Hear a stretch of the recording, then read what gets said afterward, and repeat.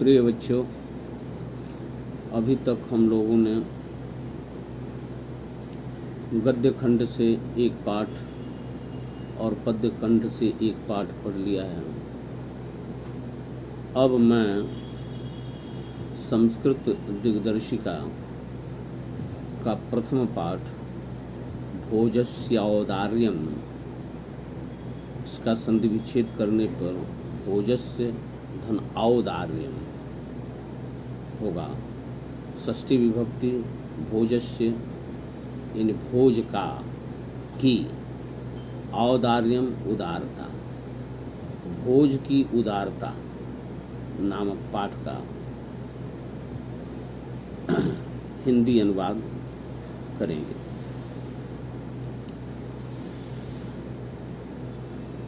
हमारी मातृभूमि भारत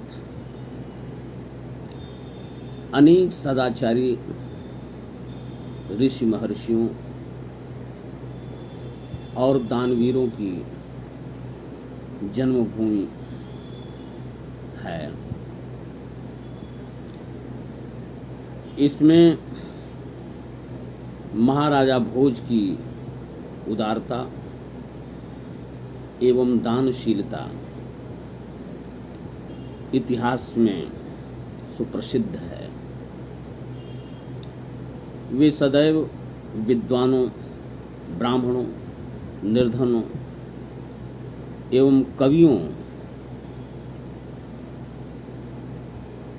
का दिल खोलकर सहायता किया करते थे। उनकी दानशीलता अतुलनीय है। वे प्रत्येक अक्षर पर 1-1 लाख रुपए दिया करते थे। ऐसे बहुत से प्रमाण हमारी पुस्तकों में देखने पर मिल जाते हैं। ततः कदाचित द्वारपाल आगत्य महाराजम भोजम प्राह। तब कोई द्वारपाल आकर महाराज भोज से कहा, देव कौपीन अवशेषो विद्वान द्वारि वर्तते। देव कौपीन मात्र वस्त्र धारण किए हुए विद्वान द्वार पर स्थित है। इति ऐसा। राजा प्रवेशय इति प्राह। राजा ने प्रवेश कराओ ऐसा कहा। ततः प्रविष्टः सह कविः भोजम आलोक्य अद्य में दारिद्र्य नाशो भविष्यति इति मत्वा तुष्टो हर्षाश्रोणि दीर्घ संधि मुमोच। तब प्रवेश करके उस कवि ने भोजम आलोक्य दीर्घ संधि, भोज को देखकर, अद्य में आज मेरी दरिद्रता का नाश होगा, भविष्यति इति ऐसा, मत्वा मानकर, तुष्टो संतुष्ट होकर, हर्ष के आंसू बहाने लगा। राजा तम आलोक्य प्राह, तमालोक्य दीर्घ संधि, तम आलोक्य, सहतौते तम तौतान, दुदिया विभक्ति एक वचन, तम सहतौते तम तौतान। राजा ने उसको आलोक्य देखकर प्राह कहा। राजा ने उसको देखकर कहा, कवे किम रोदिसी, कवि महोदय किम रोदिसी, क्यों रोते हैं। इति ऐसा। ततः कवि आह विसर्ग संधि। तब कवि ने कहा, राजन आकर्ण्य मद गृहम स्थिति। राजन सुनिए, मद गृहम स्थिति, मेरे घर की स्थिति, मेरे घर की दशा। अय लाजान उच्चई पथि वचनम आकर्ण्य गृहिणी शिशौ कर्णौ यतनात् सुपिहितवती दीन वदना। खील ले लो, खील ले लो। लाजान माने खील, खील को, खीलों को ले लो। खील ले लो, खील ले लो। यह ऊंचे स्वर में किसी पथिक के द्वारा वचन को सुनकर मेरी दीन वदना, यदि वदन है तो वदन का अर्थ होता है मुख, बदन है तो बदन का अर्थ होता है शरीर। मैंने दीन मुख वाली, दुर्बल मुख वाली मेरी गृहिणी ने इस वचन को आकर्ण्य सुनकर शिशोह कर्णों, बच्चे के दोनों कानों को यतनात् सुपिहितवती, प्रयत्न पूर्वक अच्छी तरह बंद कर दिया। मई क्षीणोपाय यदकृत दृश्याव अश्रु बहुले, मेरे द्वारा क्षीण उपाय होने के कारण इस दुख भरे आंसू भरे दृश्य को देख करके तद अंतः शल्य में, मेरे हृदय में कांटे उत्पन्न हो गए, अर्थात मुझे बहुत पीड़ा हुई, दर्द हुआ।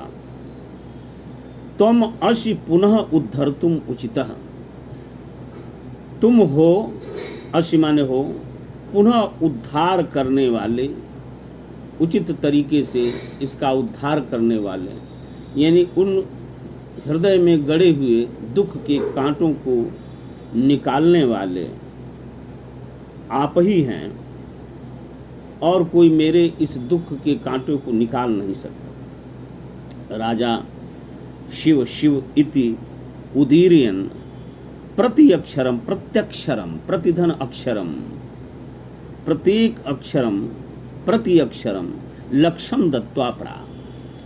राजा ने शिव शिव शब्द का उच्चारण करते हुए प्रत्येक अक्षर पर 1,00,000 दे करके, दत्वा दे करके कहा, त्वरितम गच्छ गेहम, तुरंत घर जाओ, तुरंत जाओ घर, त्वरितम गच्छम गेहम, तुरंत जाओ घर। त्वद गृहिणी खिन्ना वर्तते, तुम्हारी गृहिणी स्त्री दुखी है। अन्यदा भोज श्री महेश्वरम नमितुम शिवालयम अभिअगच्छत, दूसरी बार भोज श्री महेश्वर को नमस्कार करने के लिए शिवालय गए। तदा कोपि ब्राह्मण राजानम शिव सन्निधौ प्राह, तब कोई ब्राह्मण ने राजा को शिव के सानिध्य में अर्थात समीप में देखकर कहा, प्राह कहा, देव अर्धम दानव वैरिणा गिरिजापि अर्धम शिवस्य आहृतम देव इत्थम जगती तले, देव इत्थम जगती तले पुरा हर अभावे समुन्मीलति गंगा सागरम अंबरम शशिकला नागाधिपः क्षमा तलम सर्वज्ञत्वम अधीश्वरत्वम अगमत त्वाम माम तु भिक्षाटनम। तब ब्राह्मण ने कहा कि अर्धम दानो वैरिणा, आधा भाग दानवों के वैरी अर्थात विष्णु, और आपके अर्थात शिव के आधे भाग को गिरिजा अर्थात पार्वती ने ले लिया।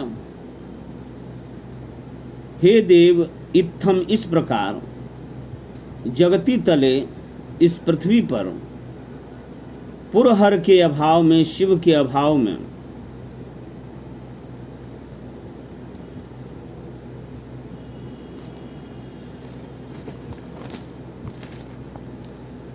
शिव के अभाव में दिखाई देने पर समुन्मेलित गंगा सागरम,